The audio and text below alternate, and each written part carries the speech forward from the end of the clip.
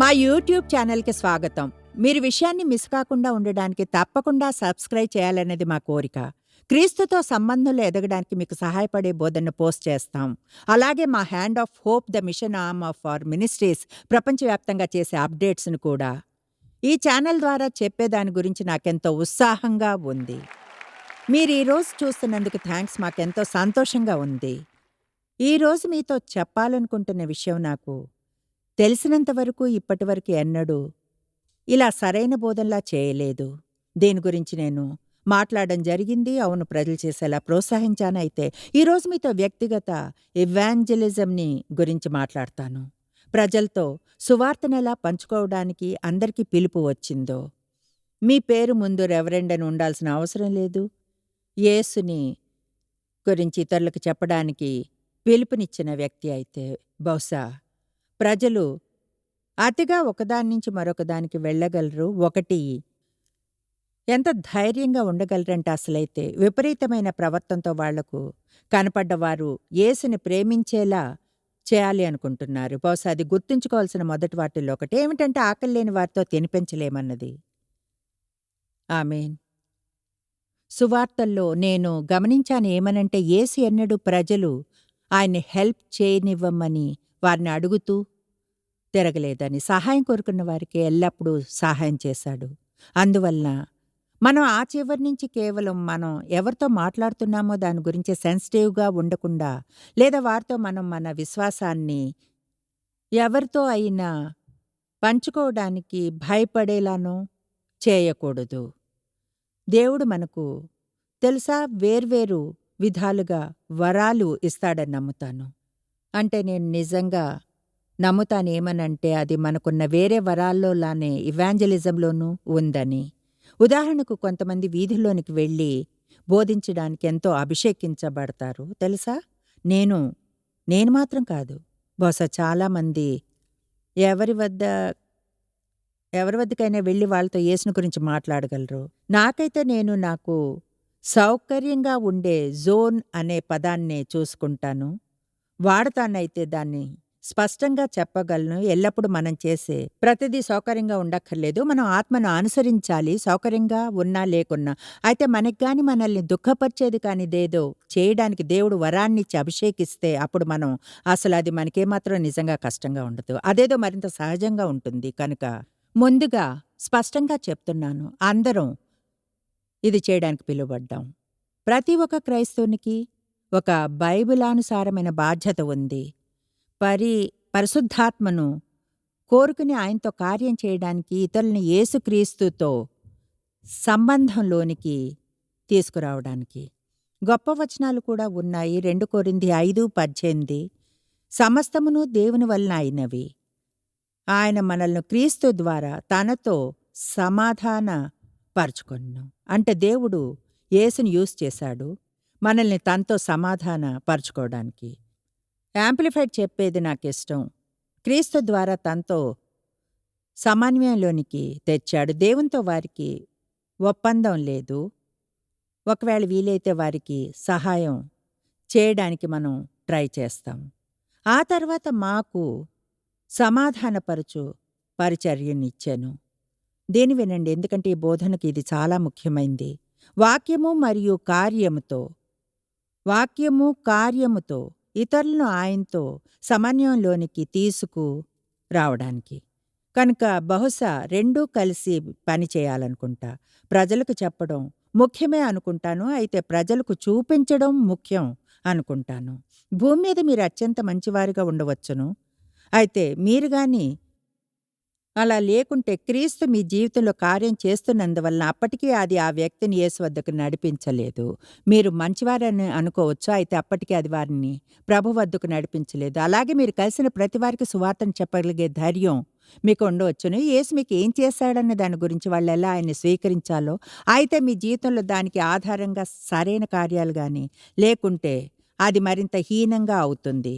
మీరు గాని అసలు ఏం చెప్పకుండా ఉన్నదానికంటే.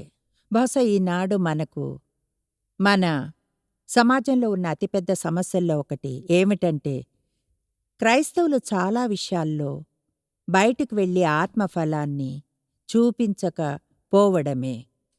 వాళ్ళు నమ్ముతామన్న దాని ప్రకారంగా ప్రవర్తించకపోవడమే. కనుక బహుశా అందుకనే దేవుడు తన ప్రజలను దాదాపు అన్ని చోట్లలోనూ ఉంచాడు. బహుశా ప్రతి ఫ్యాక్టరీలోనూ, ప్రతి ఒక్క షాపింగ్ సెంటర్‌లోనూ, ప్రతి ఆఫీస్‌లోనూ, ప్రతి స్కూల్‌లోనూ, ఈ అన్ని చోట్లలోనూ విశ్వాసులు ఉన్నారని నమ్ముతున్నాను. ఒకసారి దేవుడు చూపించినట్లు అనిపించింది. నా ప్రజలు అన్ని చోట్ల ఉన్నారైతే వాళ్ళు లైట్‌లను ఆన్ చేయాలి. కనుక మనం మన క్రిస్టియన్ ఆహ్, ఫ్రెండ్స్ వద్ద ధైర్యంగా ఉండి, ఆ తరువాత మామూలు ప్రజల దగ్గరకొచ్చేప్పటికి మరొకరిలా అయిపోకూడదు. కావున 20వ వచనంలో 2 కొరింథీ 5:20లో దేవుడు మా ద్వారా వేడుకొన్నట్లు మేము క్రీస్తుకు రాయబారులమై మీకది నచ్చలేదా? మీరు క్రీస్తు యేసుకు వ్యక్తిగత ప్రతినిధులు. మనం క్రీస్తు యేసుకు వ్యక్తిగత ప్రతినిధులం. దేవుడు మనలోని ప్రతి ఒక్కరిని ప్రతిరోజు యూజ్ చేసుకుంటాడు. ఎవరో ఒకరిని ఆయనతో సంబంధంలోనికి తీసుకురావడానికి.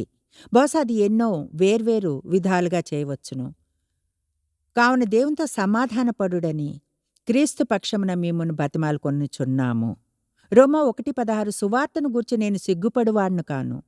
ఏలయనగా నమ్ము ప్రతివానికి రక్షణ కలుగచేయుటకు అది దేవుని శక్తి అయి ఉంది. కనుక ఆ పునాదిని వేయాలనుకున్నాను.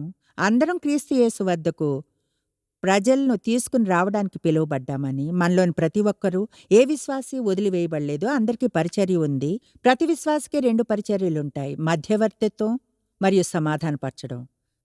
మీ అందరికీ ఓ పరిచర్య ఉంది. అయితే మనం దాన్ని సరిగ్గా చెయ్యాలి. సిగ్గుపడేలా ఉండకూడదు. అయితే అలాగే మనం ఏదో కేవలం అంటే లోకం చెప్పినట్లు ప్రజల తలపైన బైబిల్‌తో కొట్టి వాళ్ళ గొంతులోంచి బలవంతంగా క్రీస్తుని తోయకూడదు. ఎందుకంటే అది ఎల్లప్పుడూ మంచిగా పనిచేయదు. కనుక యేసన్నాడు మనం మనుషుల్ని పట్టే చేపలవాళ్ళగా ఉందామని. ఇక్కడ ఒక ఆసక్తికరమైన ఆలోచన ఉంది.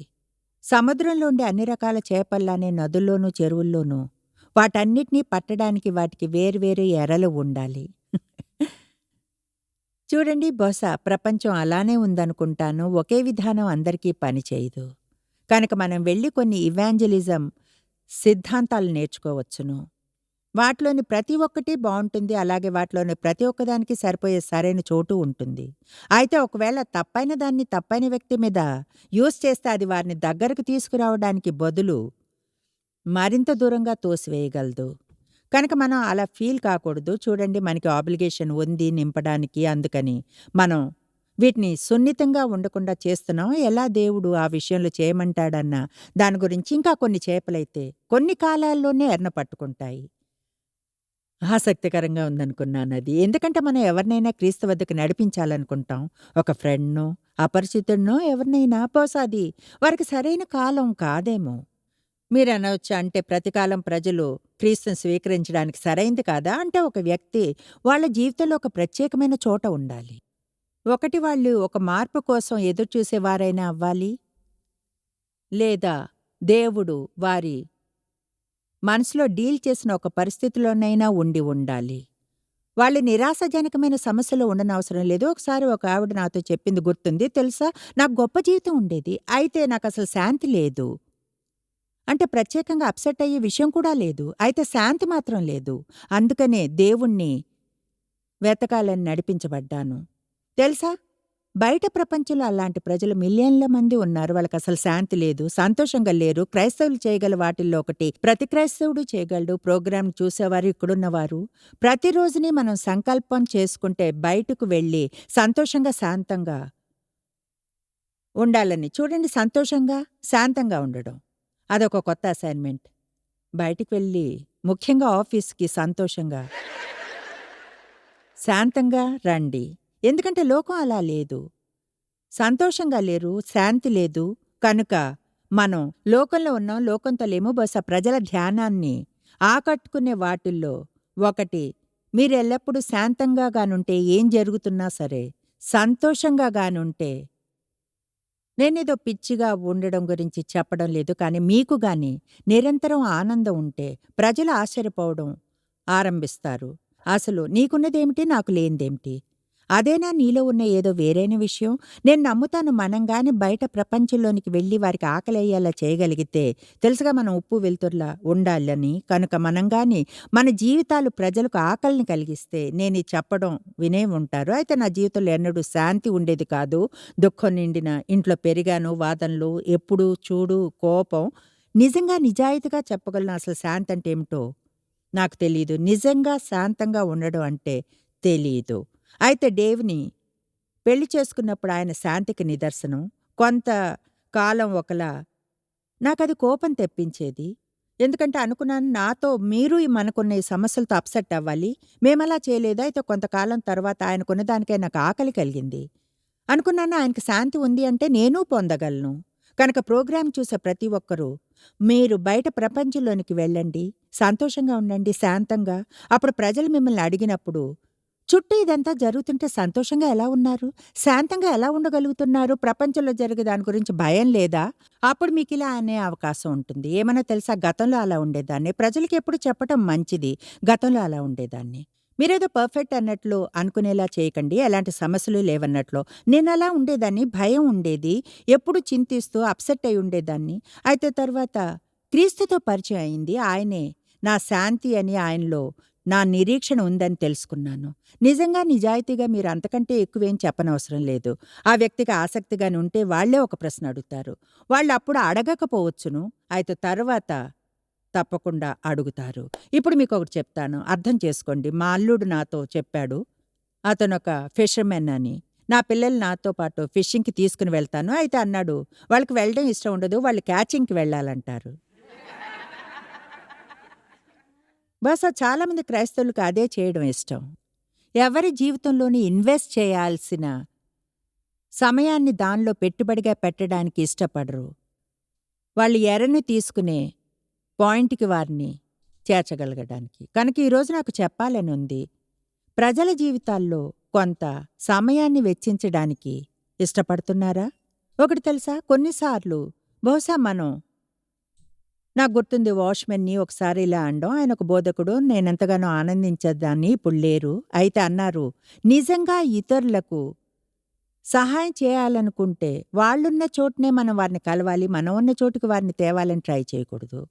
అలా అంటే ఇలా అనడం లేదు. మీరు వెళ్లి లోకల్ టావెన్‌లో ప్రతి రాత్రి కూర్చోవాలని, మీరు పరిచర్య చేయాలనుకున్న వ్యక్తి అక్కడ ఉన్నందువలన. అయితే మరొక వైపున దానర్థం అతనితో కలిసి లంచ్ చేయకూడదని కాదు. దానర్థం వారికి ఫ్రెండ్‌గా ఉండకూడదని కాదు.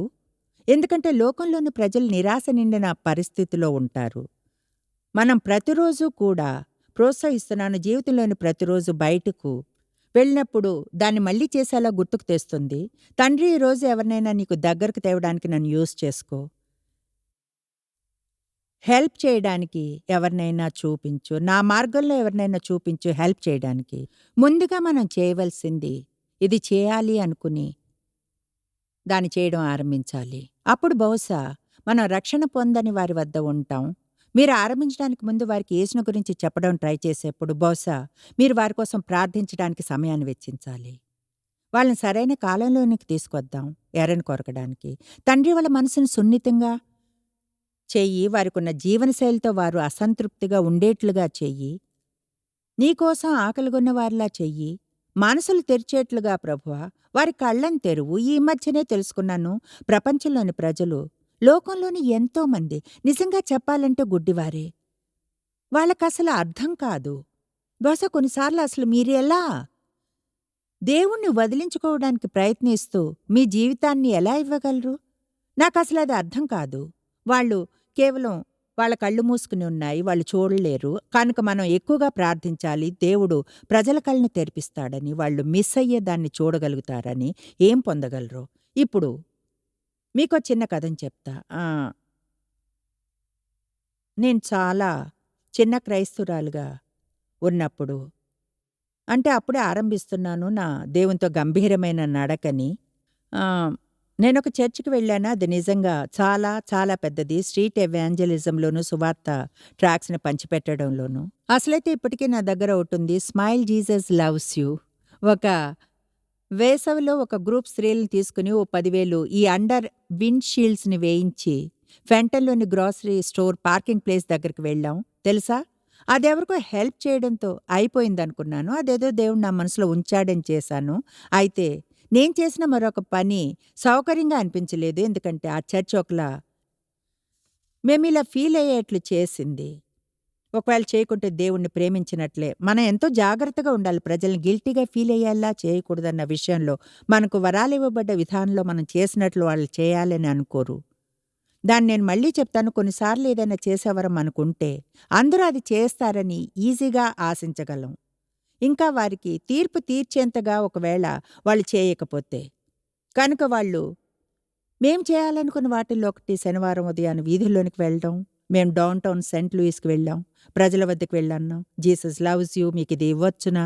సరే నేను వెళ్ళాను. మర్చిపోలేను, మొదటిసారి ఇచ్చిన వ్యక్తి చేతిని చెళ్ళుమనిపించాడు ట్రాక్ కింద పడేలా. కనుక నిజాయితీగా చెప్తున్నాను. నాకు కంఫర్టబుల్‌గా లేదు. నాకైతే అటువంటి పర్సనల్ ఇవాంజలిజంతో ఇప్పుడు ఒకలా అనుకున్నాను. ఇది చెప్పడం మంచిదేనా లేక టీవీలో చెప్పకూడదా అని. అయితే మంచిదే అనుకుంటాను. నాకనిపిస్తుంది మనం గుర్తించాలని. దేవుడు మనందరిని యూజ్ చేసుకోవాలనుకుంటాడని. అయితే మనల్ని వేర్వేరు విధాలుగా యూజ్ చేస్తాడు. ఎందుకంటే బయట అన్ని రకాల వేర్వేరు ప్రజలు ఉంటారు. వాళ్ళు వేర్వేరు రకాల ఎరలకు స్పందిస్తారు. కనుక అందరూ ఒకేలాంటి ఎరతో ఫిషింగ్ చేస్తే అప్పుడు చాలా చేపల్ని ఎన్నటికీ మనం పట్టుకోలేము. కనుక మనం నిజంగా సున్నితంగా ఉండాలి. ఓకే, దేవుడు నన్నెలా యూజ్ చేస్తాడు. అసలైతే నేను పాయింట్ దగ్గరకొచ్చేశాను. నిజం చెప్తాను. ఇది జరిగి 37 ఏళ్లయింది. నేనే స్థితికి వచ్చానంటే వాళ్ళు మమ్మల్ని ఎంతగా తోశారంటే మేము సంప్రదించిన ప్రతి ఒక్కరికి ఏదో ఒకలా వారికి యేసును గురించి చెప్పాము. నేను ఇంటి నుంచి బయటికి వెళ్ళకూడదనుకున్నా. ఎందుకంటే అందులో ఏదీ ఆత్మచే నడిపించబడలేదు. ఎక్కువగా నేరాభావపు కదలికలానే ఉంది. బహుశా యేసును గురించి ఎవరికైనా చెప్పడానికి ఇష్టపడకపోతే నేను ఆయన్ని ప్రేమించడం లేదనుకుంటాను. ప్రతి ఒక్కరూ పర్సనల్ ఇవాంజలిజంలో ఇన్వాల్వ్ అవడం నాకు ముఖ్యమే. అయితే మీకు సరైన విధానాన్ని తెలుసుకోవడం కూడా, అలాగే పరిచర్య చేయాలనుకునే వారికి సరైన విధానం ఉండాలన్నది కొన్ని సలహాలనిస్తాను. అది అందరికీ బాగా కంఫర్టబుల్‌గా ఉండొచ్చు. ప్రజల్ని చర్చికి ఆహ్వానించండి. సింపుల్. అవునా కాదా? ఏమంటారు? నా 9 ఏళ్ల వయసులో మేము వేరే ఊరికి చుట్టాలింటికి వెళ్ళినప్పుడు వారితో కలిసి చర్చికి వెళ్ళినప్పుడు తిరిగి జన్మించాను. చూడండి, దేవుడు ఏం యూజ్ చేస్తాడో తెలీదు. కనుక ఆహ్వానాన్ని కాదన్నా అందులో ఏ తప్పు లేదు. మీరు గాని బైబిల్ స్టడీ చిన్న గ్రూప్‌లో ఉంటే ప్రజల్ని ఆహ్వానించండి. తెలుసా, ఆ వాతావరణంలో ప్రజలు ఎంతో హాయిగా ఉంటారు. మీరు గాని నా సభలకొస్తే ఎవరినైనా రమ్మనండి. నేనిది ప్రజలకు చెప్తే నవ్వుతారు. అయితే అది నిజం. వాళ్ళని బయటకు డిన్నర్‌కి ఆఫర్ చేయండి. ఏం చెప్తున్నానో ప్రజలు దాదాపు ఏమైనా చేస్తారు భోజనం పెడితే. వాళ్ళని మంచి చోటుకు తీసుకెళ్ళి తర్వాత చెప్పండి ఫలానా సభకు వెళ్తున్నాం. ఏమో ఏమీ చెప్పలేం అనుకుంటారు. వాళ్ళేమనుకుంటారు, జాయిస్ చాలా వైల్డ్‌గా ఉంటుంది. వాళ్ళేమనుకుంటారు ఏమిటో తెలుసా? ఇదిగో ఇక్కడే మనం బోల్డ్‌గా ఉండాలి. ప్రజలే అనుకునేదాన్ని పట్టించుకునే పని మనది కాదు. మన పనంతా ఆహ్వానించడమే. ఎవరిని ఫోర్స్ చేయడం లేదుగా. వాళ్ళు సరే అనవచ్చు, లేదా కాదు. అయితే వాళ్లకు మీరు అవకాశాన్నిచ్చారు కనుక మిమ్మల్ని నేను ప్రోత్సహిస్తున్నాను. ఏదో విధంగా ఇన్వాల్వ్ అవ్వాలని. మీరు చేయగల ఇంకొకటి, బుక్లెట్స్‌ని ఉంచుకోండి. బుక్స్‌ని లేదా సువార్త ట్రాక్స్‌ని లేదా ఏది బయటకు వెళ్ళినప్పుడు మీ దగ్గర ఉంచుకోవడానికి అనుకూలంగా ఉంటుందో దాన్ని. మా అమ్మాయి శాండ్రాల, ఆమె తన కారు ట్రంక్ నిండా నా పుస్తకాలను ఉంచుకుంటుంది. కనుక ఒక ఉదాహరణ, ఆమె ఒక మెడికల్ షాప్ నుంచి వెళ్తుంది. చాలా ఫ్రెండ్లీగా ఉంటుంది. ఈరోజు ఎలా ఉంది? నాకైతే ఈరోజంత బాగోలేదు. ఒకలా బాగోలేనట్లుంది. చూడండి, మనం దీనికంటే ఎక్కువగా ఏదైనా చెప్పడానికి సిద్ధంగా ఉండాలి. అది ఘోరంగా ఉంది. ప్రజలు జవాబు చెప్తారు. కనుక ఇలా అనండి, ఓ వినడానికి కష్టంగా ఉంది, మీకోసం ప్రార్థిస్తా చేయండి. ఎవరితో అయినా మీకోసం ప్రార్థిస్తాను అని చెప్పడమే దేవుడు వారిని కేర్ తీసుకుంటున్నాడని ఆయన గురించి చెప్పడం అవుతుంది. లేదా విని బాధగా ఉంది, అయితే గుర్తుంచుకోండి దేవుడు ప్రేమిస్తున్నాడు. చూడండి, అలాంటి సింపుల్ విషయాలు. బహుశా అలాంటివి చేయడానికి మనం భయపడకూడదు అనుకుంటాను. ప్రజలు ఏమనుకుంటారన్న విషయం మన మార్గంలోకి వచ్చి పెద్ద సమస్య కాగలదైతే. ఎన్నోసార్లు ఆమె తిరిగి తన కారు దగ్గరకు వెళ్ళి నా బుక్స్‌లో ఒకటి తీసుకొస్తుంది. ఇప్పుడు ఆమెకు అవకాశం ఉంది. మా అమ్మ ఈ బుక్‌ని వ్రాసారు, మీరు ఆనందించగలరు. అయితే తెలుసా, మీరెలా అనగలరు? మా క్లోజ్ ఫ్రెండ్ ఒకరి బుక్‌ని వ్రాసారు, మీరు ఆనందించగలరు. ఫిషింగ్‌కి వెళ్ళడం మీకిష్టమేనా? లేక క్యాచింగ్‌కే వెళ్తారా? నాకైతే బహుశా ఇది నేనే. పర్సనల్ ఇవాంజలిజం చేయడానికి నాకైతే శ్రేష్టమైన విధానం ప్రజల ముందు నా జీవితాన్ని జీవించడం. భయపడకుండా ఉండడం లేదా వెనక్కి తగ్గకుండా నేనొక క్రిస్టియన్‌ని అని వాళ్ళకు తెలియచెప్పడం. మీరు నా వద్ద చాలా కాలం ఉండి దేవుణ్ణి ప్రేమిస్తున్నానని తెలియకుండా ఉండలేరు. ఎందుకంటే ఆయన గురించి కేవలం రోజూ సంభాషణల్లో మాట్లాడడమే కాదు. దాని గురించి ప్రే చేస్తాను లేదా ప్రార్థించాను. ఎంతో సంతోషంగా ఉన్నాను. నమ్మకాన్ని ఆయనలో ఉంచగలం. కేవలం చిన్న స్టేట్మెంట్లు. అవి మీరే. మనం గాని ఒకలా విత్తనాలను అలా విసరగలిగితే ప్రజలకు తెలుస్తుంది మీరెక్కడున్నారో. ఆ తరువాత వాళ్ళే చోట ఉన్నారో దానికి స్పందించండి. నేను వారికి ఏదైనా చెప్పడానికి వాళ్ళు సిద్ధంగా ఉన్నారా లేదా? వాళ్ళ మనసులు తెరుచుకోవడానికి ఇంకొంచెం ప్రార్థన చేయాలా? దేవుడు వారి మనసులను సున్నితంగా చేసేలా ప్రార్థించాలా? కొన్నిసార్లు మీరు ఎవరో విత్తిన విత్తనానికి నీరు పోస్తున్నారు. కొన్నిసార్లు మీరు విత్తనం ఎన్నడూ పంటను చూడలేరు. వేరే ఎవరో వచ్చి దానికి నీరు పోస్తారు. చివరికి దేవుడు పంటను తీసుకొస్తాడు. మనం చేయవలసిందంతా దేవుడు మనం చేయాలనుకున్నది చేయడానికి మనసును తెరిచి ఉంచడమే. ఈరోజు దీన్ని మత్తయి 5తో ముగిస్తాను. మీరు లోకమునకు వెలుగై ఉన్నారు. కొండ మీద ఉండు పట్టణము మరుగై ఉండనేరదు. మనుషులు దీపం వెలిగించి కుంచెము క్రింద పెట్టరు. కాని అది ఇంట నుండి వారికందరికీ వెలుగిచ్చుటకై దీపస్తంభము మీదనే పెట్టుదురు. కనుక ఆదివారం నాడు చర్చికి వెళ్ళి మీ లైట్ని ఆన్ చేయకండి. ఆ తర్వాత సోమవారం నాడు ఆఫీస్కి వెళ్ళి తలను దించుకుని ఏ బల్ల మీదనో పెట్టుకోకండి. ఎవరూ చూసి మీరు క్రిస్టియన్ కనుక మిమ్మల్ని విమర్శించకూడదు అనుకుని. మీ వెలుగు మనుషుల ముందు ప్రకాశింపనీయుడి. మనుషులు మీ సత్క్రియలను చూచి శ్రేష్ఠతను గొప్పతనమును చూచి పరలోకమునందున్న మీ తండ్రిని మహిమపరచునట్లు వారెదుట మీ వెలుగు ప్రకాశింపనీయుడి. నేనిదెప్పుడు బోధిస్తుంటాను. మంచి విధానం ఒకటి, ఒక పాపికి పరిచర్య చేయగలిగిన గొప్ప విధానం ఏమిటంటే వాళ్ళకేదైనా అవసరత ఉన్నప్పుడు చేయడం. ముఖ్యంగా ఒకవేళ వాళ్ళు మీ పట్ల కొంచెం అసభ్యంగా ప్రవర్తించినా, విమర్శించడం లేదా తీర్పు తీర్చిన వారైనా దీన్ని ఈ సందేశంలోనికి తెస్తాను. ఒక క్రైస్తవునిగా మనం ఎంతో గిల్టీగా ఉండే విషయాల్లో ఒకటి క్రైస్తవుల చుట్టూనే ఉండడం. ఎందుకంటే అది సౌకర్యంగా ఉంటుంది. ఎన్నడూ ఒక అవిశ్వాసికి పరిచర్య చేసే అవసరం రాకుండా ఉండేలా, ఎందుకంటే మన జీవితాల్లో వాళ్ళు అంతగా లేరు కూడా. మనం మన చిన్న క్రిస్టియన్ కల్చర్‌తో ఉండడం చాలా ఈజీనే. మన క్రైస్తవ భాషతో, పుస్తకాలతో, సీడీలతో, ఫ్రెండ్స్‌తోనూ, క్రిస్టియన్ మ్యూజిక్‌తోనూ ఆ రాజ్యం నుంచి ఎన్నడూ బయటకు రాకుండా. పాస్టర్ మైక్, మా స్టాఫ్ పాస్టర్ ఒకసారి చెప్పింది నాకు నచ్చింది. ఆయన ఎలా అంటే, ఆయన రెగ్యులర్ బేసిస్‌లో పనిచేస్తారన్నారు. ఇంటి వద్ద పని చేయకపోవడానికి ఏమైనా కారణం ఉందా? ఆయన అన్నారు, కావాలనే జిమ్‌కి వెళ్తాను. నేను అవిశ్వాసులతో కలిసి ఉండే కొన్ని చోట్ల అదొకటి కనుక. నాకది నచ్చింది. అలాగే ఆయన చేసే వేరే కొన్ని పనులు, వాటిని గురించి చెప్పను. ఆయన సంకల్పంతో వాళ్ళ దగ్గరికెళ్తారు. అదే సేవను అందించే ఒక క్రైస్తవుడిని ఎంచుకోవడానికి బదులుగా ఆయన సంకల్పంతో వారి దగ్గరికెళ్తారు. ఎందుకంటే దేవునికి ఆయన అవసరమైతే యూజ్ చేసుకోవడానికి అందుబాటులో ఉండేలా. ఈ మధ్యనే ఆయన చెప్పారు, నా మనసులో దేవుడు ఈ ఏడాది ఎక్కువ మంది అపరిచితులను ప్రేమించమని ఉంచాడు. నేనన్నాను, చెప్పినందుకు సంతోషం. నేనింకా నా ఫ్రెండ్స్ మీదే వర్క్ చేస్తున్నా. జోక్ చేస్తున్నాను. అయితే క్రైస్తవులంగా మనం ఎంతోమంది క్రైస్తవుల చుట్టూనే ఉంటూ ఉంటాం కనుక మనకు అవిశ్వాసులకు పరిచర్య చేసే ఛాన్స్ రాదు. ఈ వచనంతో ముగిస్తాం. మత్తయి 9. ఇంతకుముందు వచనంతో ముగిస్తా అన్నాను, నిజం చెప్పలేదు. మత్తయి 9:10 ఇంటిలో భోజనమునకు యేసు కూర్చుని ఉండగా, ఇదిగో సుంకరులను పాపులను అనేకులు వచ్చి ఆయన వద్దను ఆయన శిష్యుల వద్దను కూర్చుండ్రి. ఊహించగలరా ఆ సమయంలోని ధార్మిక ప్రజలు ఎలా స్పందించుంటారో?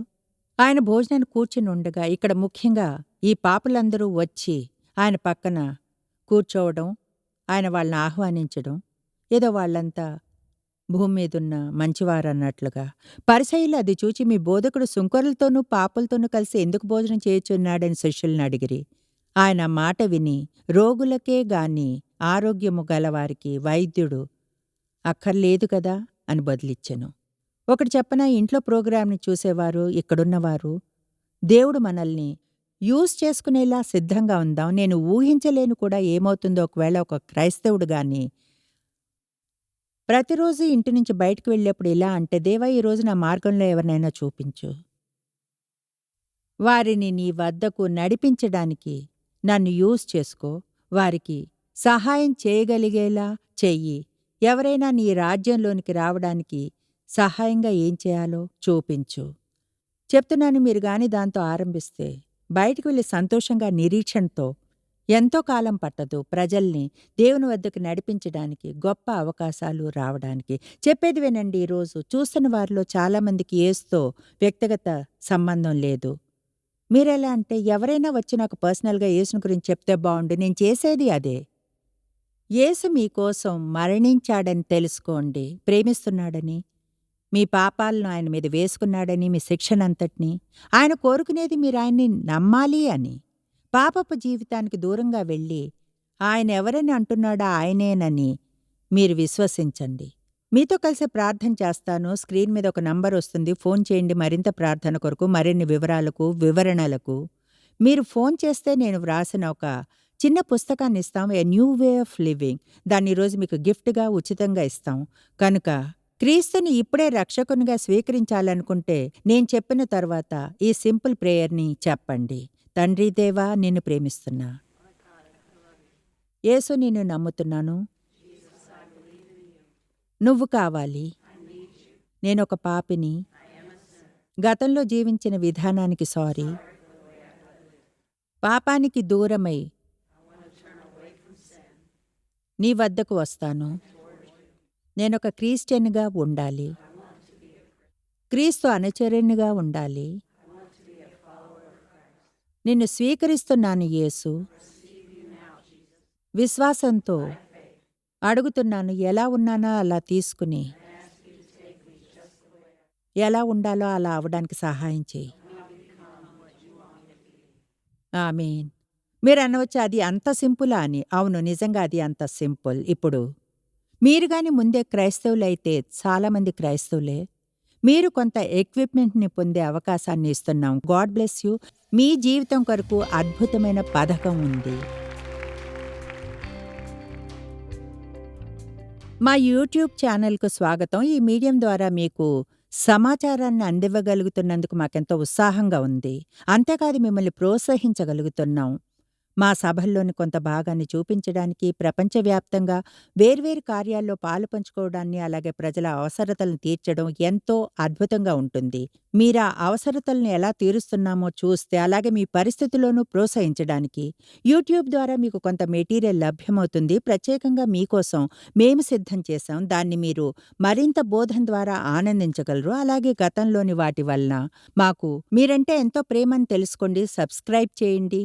మా కమ్యూనిటీలో భాగం అవ్వండి. ఈ ఛానల్ ద్వారా దేవుడు మీతో మాట్లాడాలనుకుంటున్న దాని గురించి ఎదురు చూస్తున్నాం. మీరు ఎన్నడూ తెలుసుకోలేనంతగా జాయిస్ మేర్ మినిస్ట్రీస్లో మీరు మాకెంతో ముఖ్యం. మిమ్మల్ని అభినందిస్తున్నాం. మా ప్రపంచ వ్యాప్తపు మినిస్ట్రీ సాధ్యం అయ్యేలా చేసే మా ఫ్రెండ్స్ మరియు పార్ట్నర్స్ కి థ్యాంక్స్. అందరూ కలిసి ఆకలిగొన్న వారికి భోజనం పెడుతున్నాం, బీదలకు బట్టలిస్తున్నాం, సువార్తను దేశాలకు చాటుతున్నాం. మమ్మల్ని కాంటాక్ట్ చేయండి లేదా joycemeer.org ఈ రోజే విజిట్ చేయండి. మీ ప్రార్థన విన్నపాలను కొరకు, అలాగే మరిన్ని సాధనాలను గురించి తెలుసుకోండి. జాయిస్ మేర్ షెడ్యూల్ ని చూసి భాగస్వామిలో భాగమవ్వండి, క్రీస్తు ప్రేమను ప్రపంచమంతటా పంచుకోవడానికి.